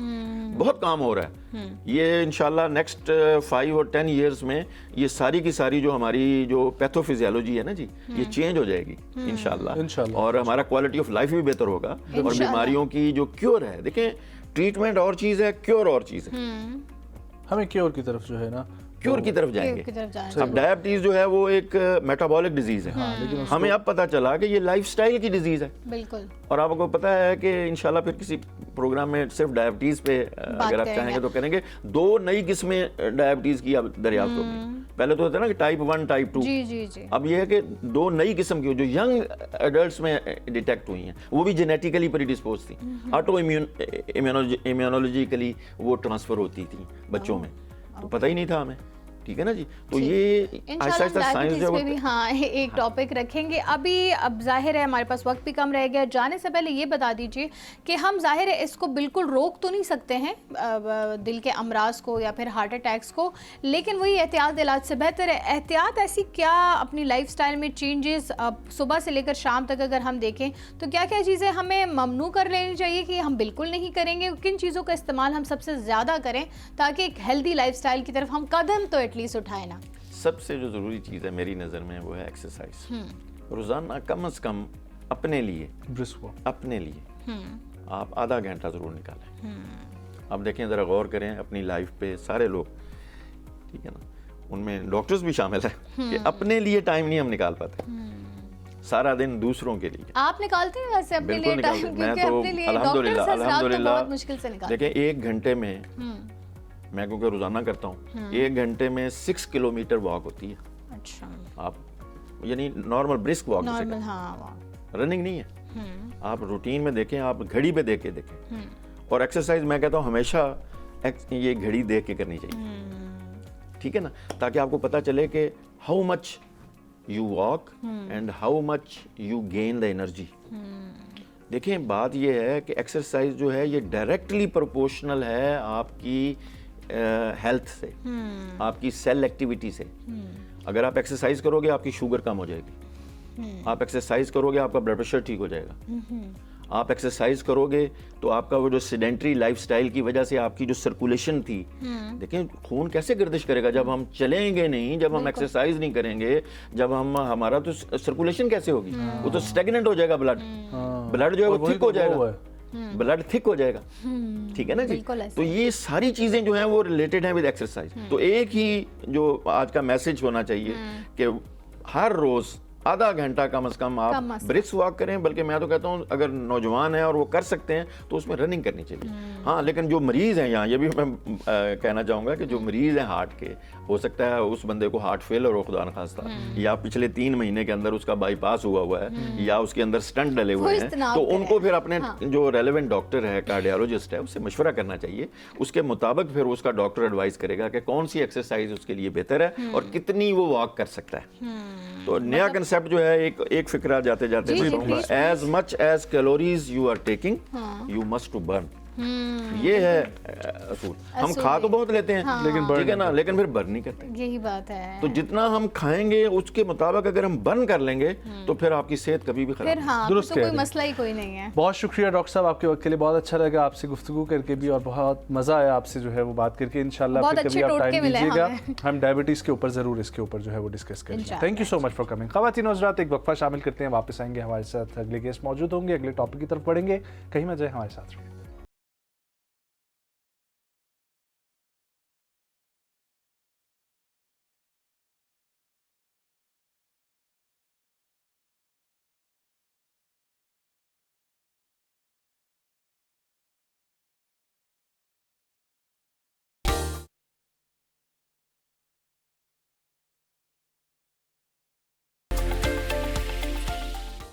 Welcome back viewers. اس سیگمنٹ میں ہم لوگ بات کریں گے آرگینک فارمنگ سے ریلیٹڈ. پاکستان بھر میں آرگینک فوڈز کا کانسیپٹ جو ہے وہ بڑھتا جا رہا ہے. دنیا بھر میں یہ کانسیپٹ واپس آ چکا ہے اور بڑھ رہا ہے، اور اسی میں پاکستان کے بہت سارے لوگ اپنے تحت اپنے فارمز کو آباد کر رہے ہیں. اور آج ایک ایسی شخصیت سے ہم آپ کی ملاقات کروائیں گے جن کی اسٹڈی بھی ایگریکلچر سے ریلیٹڈ ہے. انہوں نے پاکستان کے اداروں کے ساتھ بھی کام کیا اور اب اپنا فارم جو ہے وہ چلا رہی ہیں. اور اس کے ساتھ ساتھ وہاں پر نہ صرف وہ جو ہے زمین سے جو چیزیں اگتی ہیں، ہم لوگ بات کریں گے گندم کی، ٹھیک ہے، یا ویجیٹیبلز کی، ان کے اوپر کام کر رہی ہیں، بلکہ پولٹری اور ڈیری فارمنگ کے اوپر بھی کام کر رہی ہیں. اور میرا خیال ہے کہ جب ہم بات کرتے ہیں، بچپن سے سنتے ہوئے آ رہے ہیں کہ ہمارا ایک ایگری لینڈ ہے اور ہمارے پاس تمام تر ایکالوجیز بھی ایگزسٹ کرتی ہیں، تو وائی ناٹ کہ ہم لوگ اسی کے اوپر زیادہ فوکس کریں. گورنمنٹ آف پاکستان کا بھی اس وقت فوکس ہو چکا ہے، لیکن ہمیں اپنے تحت اپنے گارڈنز جو ہے وہ آباد کرنے چاہیے. کچن گارڈنز اپنی ضرورت کے لیے چیز وہاں سے اگانی چاہیے. اور اگر آپ کسی بزنس میں انویسٹ کرنا چاہتے ہیں تو اس بزنس کو سمجھ کے اس کی طرف آئیں. اس سے آپ کا تو ذاتی فائدہ ہے ہی، لیکن آپ کی اکانومی میں بڑا کنٹریبیوشن ہو سکتا ہے. اور اگر آپ کا بڑے اسکیل پہ کام ہے تو آپ اس کو انٹرنیشنلی بھی ایکسپورٹ کر سکتے ہیں. اٹس اے پراپر بزنس جو ایگریکلچر کا ہے، جس کو سمجھنے کی بہت زیادہ ضرورت ہے، اور ہم سب کو اس کے اندر کہیں نہ کہیں پہ جو ہے انوالو ہونے کی بھی ضرورت ہے. لیکن we'll gonna talk about the organic farming. کیا ہے آرگینک فارمنگ؟ کیونکہ اب بہت ساری میوٹیشن کے ساتھ نئے سیڈز بھی آ رہے ہیں. پاکستان میں ایک سیڈ اتھارٹی بھی بنا دی گئی ہے، جس کی وجہ سے بہت سارے سیڈز کے اوپر کام ہو رہا ہے. کلائمیٹ ریزیلینٹ سیڈز کے اوپر کام ہو رہا ہے. پھر ایسی کھاد آ گئی ہے جو کہ اب مدد دیتی ہے آپ کو گرم ٹیمپریچر میں بھی، ٹھنڈی سردی میں بھی. لیکن اس سے کیا آرگینک فارمنگ کا جو کانسیپٹ ہے آرگینک وہ رہتا ہے یا وہ عنصر مر جاتا ہے؟ اس کے اوپر بات کریں گے کیونکہ ہمارے ساتھ ایگریکلچر ایکسپرٹ موجود ہیں. We have with us female entrepreneur جو کہ اپنا فارم رن کر رہی ہیں ریڈ فارم کے نام سے، محترمہ عائشہ شہزاد صاحبہ. السلام علیکم. جی وعلیکم. Thank you so much ma'am for joining. خیریت سے ہیں آپ؟ جی الحمدللہ، تھینک یو سو مچ. میم پاکستان کے ایگریکلچر پوٹینشیل کے اوپر ذرا بتائیں پہلے تو کہ کیا وی ہیو ود اس.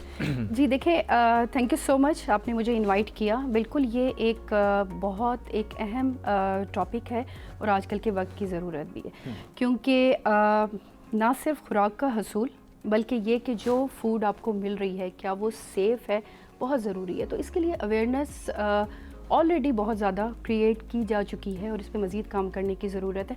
کیونکہ دیکھیں، بینگ اے مدر، میں سمجھتی ہوں کہ میں اپنے کچن میں جو اپنی فیملی کو جو بنا کے کھلا رہی ہوں، وہ خوراک جو ہے نا وہ ہر طرح کے کیمیکل سے، ہر طرح کے مضر اسپرے سے محفوظ اور صاف ہونی چاہیے. تو definitely so when we talk about organic farming تو اس میں یہ سارے کانسیپٹ جن کا میں نے ذکر کیا وہ نہیں شامل ہوں گے؟ ہاں بالکل. دیکھیں، اس میں کوئی بھی ایسا کیمیکل جو آپ کی صحت کے لیے نقصان دہ ہے، کوئی بھی ایسا آرٹیفیشل فرٹیلائزر جو آپ کی جو انسانی صحت کے لیے مضر ہے، نہ صرف انسانی صحت کے لیے بلکہ ماحول کے لیے بھی نا، تو وہ اس میں شامل نہیں ہوگا۔ اچھا، آپ نے کب شروعات کی اپنا فارم لگانے کی یا پھر اس کو چلانے کی، رائٹ؟ اور اب کیا کیا کچھ اس میں اپنے لیے جو ہے وہ خود ہی کر رہی ہیں تاکہ آپ کو باہر کوئی چیز جو ہے وہ لینی ہی نہ پڑے اور آپ اپنے بچوں کو ایک اچھا اور ہیلدی لائف سٹائل دے سکیں؟ میں نے تقریباً 7 سے 8 سال پہلے اپنے اس بزنس کا آغاز کیا تھا۔ الحمدللہ I am blessed with agriculture piece of land, تو میں نے سوچا کہ ایسا کام کیا جائے یا ایسا بزنس کیا جائے جو کہ ضرورت بھی ہے، جس کی ضرورت ہے ہماری بھی ضرورت ہے وہ، اور دوسرا یہ کہ آپ کو پتہ ہے کہ ایگری بزنس جو ہے یہ ایک ایسا پروفیشن ہے یا ایک ایسا شعبہ ہے جس کی ضرورت کبھی بھی کم نہیں ہو سکتی، کیونکہ آپ دیکھیں کہ خوراک ہماری بنیادی ضرورت بالکل ایسے ہی، تو ہر دور میں مطلب شروع سے لے کر ابھی تک دیکھیں اور آنے والے دور میں بھی ڈیفینیٹلی ایک سیف اینڈ سیکیور فوڈ وہ ہماری پریورٹی رہی ہے اور رہنی ہے۔ تو دین میں نے سوچا کہ اسی پہ ہی اپنے کام کو شروع کیا جائے۔ سب سے پہلے میں نے پولٹری سے اپنے کام کا آغاز کیا، دین اس وہاں پہ لائف سٹاک میں کیٹل فارمنگ سٹارٹ کر دی، پھر ڈیفینیٹلی کراپ پروڈکشن، کیونکہ وہ ضرورت اس طریقے سے تھی کہ اگر آپ نے جانور رکھے ہوئے ہیں، مرغیاں رکھی ہوئی ہیں، تو ان کے لیے آپ نے چارہ بھی اگانا ہے، تو وہ بہتر ہے کہ آپ کا اپنی اسی جگہ پہ آپ اس کو گرو کریں۔ اچھا، اور اس میں سب سے جو میجر کانسیپٹ تھا نا وہ یہ تھا کہ ری یوز اینڈ ری سائکلنگ کا بھی تھا کہ آپ کا وہاں پہ جو بھی مرغی کا ویسٹ ہے، آپ کا کیٹل ویسٹ ہے، وہ یوز ہوگا ایز اے فرٹیلائزر، رائٹ؟ اچھا، پھر اس فرٹیلائزر سے جو بھی آپ کراپ گرو کریں گے وہ ایز اے فوڈ یوز ہوگی آپ کے برڈز کے لیے، آپ کی کیٹلز کے لیے، تو وہ ایکچولی اس کانسیپٹ کو لے کے ٹھیک ہے۔ آپ کی کیا کیا پروڈکٹس ہیں جو اس وقت آپ مارکیٹ میں؟ میری پولٹری کی پروڈکٹس ہیں جس میں آرگینک ایگز ہیں، آرگینک چکن میٹ ہوتا ہے، اس طریقے سے ڈیری میں کاؤ ملک ہے، دیسی گھی ہے، دیسی کاؤ کا جو بٹر ہوتا ہے وہ ہوتا ہے، ویٹ اپنی میں خود گرو کرتی ہوں، ملنگ کا پروسیس وہیں پہ ہوتا ہے، ہول ویٹ آٹا ہوتا ہے، ڈفرینٹ ہربز ہیں جو میں گرو کرتی ہوں۔ اس کے علاوہ کچھ فروٹ پلانٹس لگائے ہوئے ہیں، جیسے لیمن کا ایک چھوٹا سا آرچڈ ہے، پیچ آرچڈ وہاں پہ لگا ہوا ہے، پھر سیزن کی جو بھی ہماری سبزیاں ہوتی ہیں وہ وہاں پہ میں گرو کرتی ہوں۔ تو اور کیسا رسپانس آپ کو ملتا ہے؟ بہت اچھا، بہت اچھا، کیونکہ بلیو می یو کہ یہ جو آپ کی صاف پانی اور جو آپ کی قدرتی کھاد جو ہے نا اس سے تیار کی ہوئی جو پروڈکٹ ہوتی ہے نا اس کا ذائقہ بہت مختلف ہے جو کہ کیمیکل بیسڈ آپ کی فوڈ جو تیار ہوتی ہے یا پروسیسڈ فوڈ ہوتی ہے۔ انفیکٹ پولٹری میں بھی جو ہم ذکر کرتے ہیں کہ آپ جو فیڈ کر رہے ہیں، جو آپ کی مرغی عام کھیت میں سے چگ رہی ہے، جو کیڑا کھا رہی ہے، جو کچھ کھا رہی ہے، اس کا دیا ہوا انڈا، اس کا یوگ،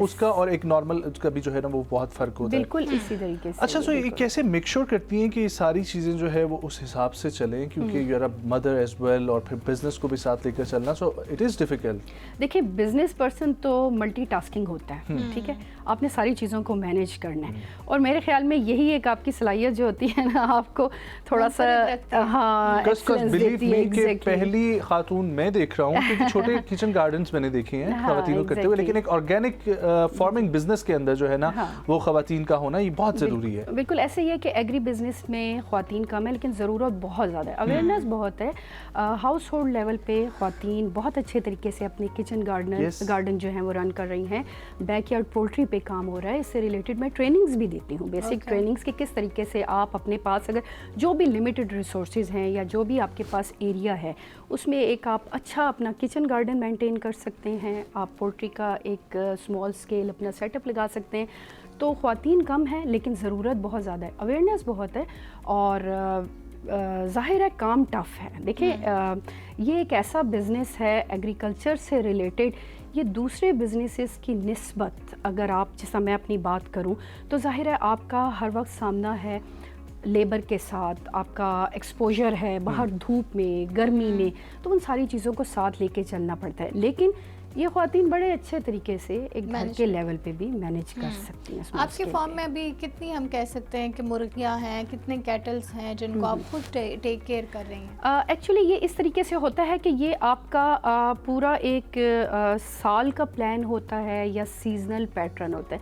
لیٹ سے اگر میں آپ کو بتاؤں کہ یہ والا جو ٹائم پیریڈ ہوتا ہے پولٹری کے سے ریلیٹڈ اگر میں بات کروں تو یہ وہ ٹائم پیریڈ ہے جو ہمارا بروڈنگ ٹائم کہلاتا ہے, جس میں چکس ہیچ ہو کے ہمارے فارم پہ آتے ہیں اور وہ نیکسٹ سیزن کے لیے تیار ہوتے ہیں. تو اس وقت زیادہ جو میرے فارم پہ آپ کو پولٹری سے ریلیٹڈ جو پروڈکٹ ملے گی وہ چکس ہوں گے, ڈفرینٹ ایج گروپ کے ہوں گے, لائک 1 month کا, 2 month کا. پھر وہ ڈفرینٹ کسٹمر اور بائرز ہوتے ہیں جو اپنی نیڈ کے حساب سے برڈز لیتے ہیں. دین اس کے بعد یہ جب ہمارا ونٹر سٹارٹ ہوتا ہے تو اس وقت میرے پاس ایگ لیئنگ برڈ ہوتا ہے, پلس میٹ پرپز کے لیے جو روسٹر یا میل برڈ میں نے تیار کیا ہوا ہوتا ہے وہ رکھا ہوتا ہے. سیم لائک اسی طریقے سے اگر میں کیٹلز کے حوالے سے بات کروں تو اس وقت کیونکہ عید سیزن ہے تو وہ بکرے, دمبے اور جو ہیں وہ عید کے لیے جو تیار کیے ہوئے ہیں. آپ بریڈنگ کا طریقہ کار ہی اپناتی ہوتی ہے یا پھر وہ آپ کہیں اور سے خریدتے ہیں؟ نہیں ڈیفینیٹلی آپ پرچیزنگ بھی کرتے ہیں, آؤٹ سورسنگ کرتے ہیں, اچھی بریڈز کا انتخاب کرتے ہیں, لیکن یہ ہے کہ آپ کی اپنی جو ہوم بریڈ بھی تیار ہوتی رہتی ہے, وہ بھی اس میں ایڈ آن ہوتی جاتی ہے. ٹھیک ہے, عاشقہ بھائی کیا کہنا چاہیں گی؟ آج کل تو بہت زیادہ کانسیپٹ ہے مارکیٹ میں ٹو گین دی میکسیمم گندم یا کوئی بھی فصل اپنی زمین سے نکالنے کے لیے, اور اس کے لیے ڈفرینٹ سیڈز کا استعمال کیا جا رہا ہے, کھاد کا استعمال کیا جا رہا ہے, جس کو ہم کارپوریٹ فارمنگ, پریسیجن فارمنگ کا کانسیپٹ کہہ رہے ہیں. اور ہم کہہ رہے ہیں کہ اس کی وجہ سے فی من ہم 40 کے بجائے 80 نکال لیں یا 70 نکال لیں اس سے. سو اس کی وجہ سے کیا افیکٹ ہوتا ہے گندم کے اوپر یا کسی بھی فصل کے اوپر؟ دیکھیں اگر ہم بات کرتے ہیں جی ایم اوز کی تو ڈیفینیٹلی ہمارا کنسرن یہ ہوتا ہے کہ ہمیں ییلڈ زیادہ ملے, لیکن میں یہ کہتی ہوں کہ ہماری جو دیسی اور ہمارا جو ایک وہ لوکل سیڈ چلتا آ رہا ہے اسی کو پروموٹ کرنا چاہیے, اور اس کو میکسیمائز کرنے کا طریقہ یہ ہے کہ ہر ایک کو اس میں پارٹیسپیٹ کرنا چاہیے, نہ بجائے اس کے کہ ہم اس کو کچھ حد تک یہ کر دیں کہ یہ کمرشل بیسڈ ہی کام ہوگا اور پھر جو بھی آپ کے پاس آ رہا ہے آپ اس کو جسٹ یوٹیلائز کریں. اٹس بیٹر کہ جو آپ کی دیسی اور نیٹو جو بھی آپ کے سیڈز ہیں یا بریڈز ہیں ان کی بات کریں, ان کو پروموٹ کرنا کیونکہ ہاں جو میوٹیٹ ہوا ہوا ہے سیڈ سے گندم لگ رہی ہے, آپ دوبارہ اسی کا جو ہے نا وہ استعمال نہیں کر سکتے اس کو بیج کے طور پہ, آپ کو دوبارہ سے نیا بیج جو ہے وہ بونا پڑے گا, تو اس کی کوالٹی پہ بڑا جو ہے وہ فرق پڑ جاتا ہے. لیکن آرگینک کی جو طلب ہے وہ مارکیٹ میں کافی اضافہ ہوتا جا رہا ہے. سو ایز اے بزنس آپ اس کو اڈاپٹ کرنے کے حوالے سے ناٹ اونلی فار ویمن, مرد حضرات کو بھی کیا میسج دینا چاہیں گے کہ وہ اس بزنس کی طرف آئیں اگر, تو وہ کیسے اسٹیپ سے جو ہے وہ آغاز لے سکتے ہیں؟ کس کی طرف پہلے جانا چاہیے؟ پولٹری کی طرف جانا چاہیے, کیٹل فارمنگ کی طرف جانا چاہیے, یا کوئی زمین کا ٹکڑا لیز پہ لے کے یا اپنا اگر ہے تو اس کے اوپر کام کرنا چاہیے؟ دیکھیں جس طرح آپ نے یہ بات کی ہے کہ ڈیمانڈ تو اس کی بہت زیادہ ہے, ٹھیک ہے, اور ڈے بائی ڈے بڑھ رہی ہے. نہ صرف اگر ہم لوکل لیول پہ بات کریں بلکہ گلوبلی اس کی بہت زیادہ ڈیمانڈ ہے کہ ہماری فوڈ جو ہے وہ سیف ہونی چاہیے. اور اس میں دیکھیں کوئی بھی اگر نیو اسٹارٹ اپ کے لیے اس میں آنا چاہتا ہے تو اس کے لیے دیکھیں آپ اپنے فرسٹ تو یہ کہ اس چیز کو آپ نا ڈیفائن کر لیں کہ آپ نے کام کیا کرنا ہے, کتنے ریسورسز سے کرنا ہے, کیسے اسٹارٹ لینا ہے. لیٹ سے اگر ہم بات کرتے ہیں خواتین کی, اگر ہم بات کرتے ہیں, ظاہر ہے آپ کے پاس جگہ نہیں ہے, وسائل کی کمی ہے, آپ کے پاس پراپر ایک مارکیٹنگ کا پلیٹ فارم نہیں ہے, تو آپ جسٹ اس کو گھر کی بیس سے اسٹارٹ کر سکتی ہیں. ہوم بیسڈ آپ جو بھی فوڈ بناتی ہیں یا فوڈ پروسیسنگ کرتی ہیں یا فوڈ کی ویلیو ایڈیشن کرتی ہیں, اس کو بہتر طریقے سے اس کی پیکیجنگ کریں, اس کی مارکیٹنگ کریں. اور مارکیٹنگ کے لیے آج کل جس طرح سوشل میڈیا آپ کے لیے بہت ہیلپ فل ہے کہ آپ اپنی کسی بھی پروڈکٹ کو اپنے کسٹمر یا یوزر تک پہنچا سکتے ہیں. سیم لائک اسی طریقے سے اگر مرد حضرات بھی اس فیلڈ میں آنا چاہتے ہیں تو وہی ہے کہ اگر آپ کے پاس اپنی کوئی لینڈ موجود ہے تو دین اس کے اوپر کام سٹارٹ کر لیجیے. میم سیف کیا ہے؟ پولٹری کی طرف جایا جائے پہلے؟ دیکھیں ایگریکلچر بیسڈ جتنے بھی ہیں نا, اسپیشلی لائف اسٹاک, وہ تو ہائی رسکی جتنے بھی ہیں ڈومینز ہیں, کیونکہ لائف اسٹاک کی مینجمنٹ بہت ٹف ہوتی ہے, بہت ٹف ہوتی ہے, لیکن ود ٹائم ود پریکٹسز آپ کافی حد تک سیکھ لیتے ہیں اور اس کو بڑے آپ سیفلی اس کو لے کے چلتے ہیں. چاہے آپ پولٹری سے کریں, دیکھیں پولٹری اس طرح ہے کہ آپ ہوم بیسڈ بھی اس کام کو کر سکتے ہیں, گھر کی چھت پہ رکھ سکتے ہیں, بیک یارڈ پولٹری کر سکتے ہیں. سیم لائک اگر آپ ویجیٹیبلس کی بات کرتے ہیں تو آپ ٹیرس اگر آپ کے پاس اویلیبل ہے, آپ اپنے کچن گارڈن سے اس کا کام کا آغاز کر سکتے ہیں. تو یہ دونوں چیزیں ایسی ہیں کہ آپ ایک اسمال اسکیل سے بھی اسٹارٹ کر سکتے ہیں. موسٹلی لوگ ویسے اسمال اسکیل سے ہی اور گارڈن سے ہی شروع کرتے ہیں. اچھا, اب آپ اس جرنی پہ جب سے ہیں, کتنی خواتین آپ کے ساتھ اس قافلے میں اب تک رواں دواں ہیں؟ بہت زیادہ خواتین کو میں نے اسٹارٹ اپ کرایا اس سے ریلیٹڈ. پولٹری میں اسپیشلی بہت انٹرسٹ ہے, کیونکہ وہ ایک جو کانسیپٹ ہے نا کہ 5-7 مرغیاں گھر میں ہونی چاہیے اور دیسی انڈے گھر کے, اور آپ کے وہ تو کچن کے لیفٹ اوور پہ ہی وہ ریز ہو جاتی ہے. آپ کا جو بھی ویجیٹیبل پیلز ہیں, آپ کی بچی ہوئی روٹی, جو بھی کچن کا لیفٹ اوور ہے, اس میں بڑے اچھے طریقے سے وہ پل جاتی ہیں مرغیاں. تو بہت خواتین ہیں اس میں جی, بہت زیادہ ڈیلی بیسس پہ مجھ سے خواتین رابطہ بھی کرتی ہیں. بہت سی خواتین کو میں نے کنسلٹنسی بھی دی, اور بہت ایسی ہیں جو بڑے اچھے طریقے سے اس کو ماشاءاللہ, بڑی اچھی بات ہے. اچھا یہ بتائیں, آپ اپنی فیملی, ظاہر ہے آپ کی فیملی بھی ہے, آپ نے یہ اسٹارٹ میں اسی چیز کا ذکر کیا کہ اپنے بچوں کو اگر اچھی خوراک دینا چاہتی ہے تو آپ آرگینک فارمنگ سے شروعات کرتے ہیں. سو فیملی ٹائم اور پھر اتنا آپ نے ایک میسو اس پہ پیمانے پہ اپنا کام شروع کیا ہوا ہے, سو مینیج کیسے کرتی ہیں؟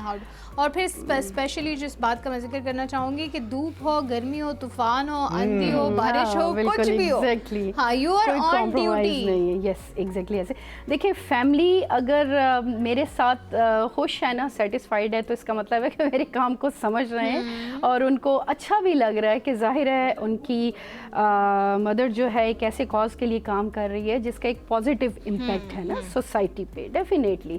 تو ظاہر ہے وہی والی بات آ جاتی ہے کہ آپ کو ملٹی ٹاسکر ہونا پڑتا ہے, آپ کو ہر سیگمنٹ میں اپنے آپ کو فٹ ان کرنا پڑتا ہے, اپنا ٹائم. ظاہر ہے جب میں گھر میں ہوتی ہوں تو میں ایک ماں ہوں, میرے پاس بچے ہیں, میں نے اپنا کچن بھی دیکھنا ہے, اپنے گیسٹ بھی دیکھنے ہیں, گھر کے تمام معاملات دیکھنے ہیں. لیکن جب میں اپنے فارم پہ ہوتی ہوں تو دین ایز فل ٹائم باس ہوتی ہیں. ایگزیکٹلی, بالکل ایسے ہی. ویسے عائشہ صاحبہ, میرا پرسنلی ایکسپیرینس ہے ایگریکلچر کے ساتھ, مجھے بھی پچھلے 3-4 سال سے کافی ایکسپیرینس ہوا ہے کام کرنے کا.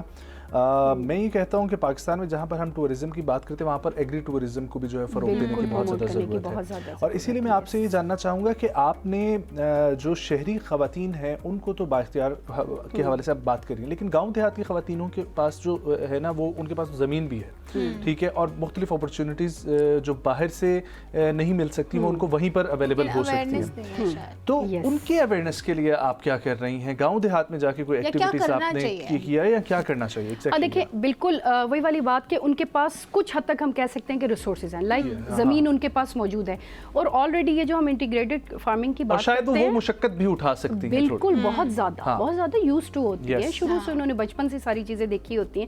اور یہ جو ہمارا انٹیگریٹڈ کا فارمولا ہے یا کانسیپٹ ہے, یہ کوئی نیا تو نہیں ہے, یہ تو ہمارا بہت صدیوں پرانا ہے کہ دیہاتوں میں یہی ہوتا تھا کہ ہر گھر میں فصل بھی اپنی لگ رہی ہے, جانور بھی ہیں, مرغیاں بھی ہیں, دودھ دہی بھی گھر کی بن رہی ہے. تو کانسیپٹ یہ بہت پرانا ہے, لیکن اب جس طرح ود ٹائم اس کی ڈیمانڈ اتنی بڑھ گئی ہے تو ان خواتین کو پراپر طریقے سے ٹریننگ دینے کی بہت ضرورت ہے. دیکھیں ان کو یہ بتایا جائے کہ وہ یہ جو کام جو شروع سے ہی کر رہی ہیں, اگر وہ اس کو تھوڑا سا ایک اسکیل اپ پہ بھی جائیں, پلس اس کی برانڈنگ کریں, اس کی مارکیٹنگ کریں, اور ڈائریکٹ اپنے کسٹمر یا کنزیومر تک پہنچائیں, اور اس میں ان کو فیسیلیٹیٹ کیا جائے ایکچولی, تو بہت اچھے طریقے سے وہ میرے خیال میں بہت بہتر طریقے سے اپنے آپ کو فائنینشلی جو ہے وہ اسٹیبل کر سکتے. بالکل ایسے اویئرنیس پلس ان کی ٹریننگ, یہ دونوں چیزیں. لیکن یہ ورک شاپس آپ کو کیا لگتا ہے ایسے پلیٹ فارمز اور ایسی آگاہی مہم پبلکلی یا پرائیویٹ ادارے کو؟ دیکھیں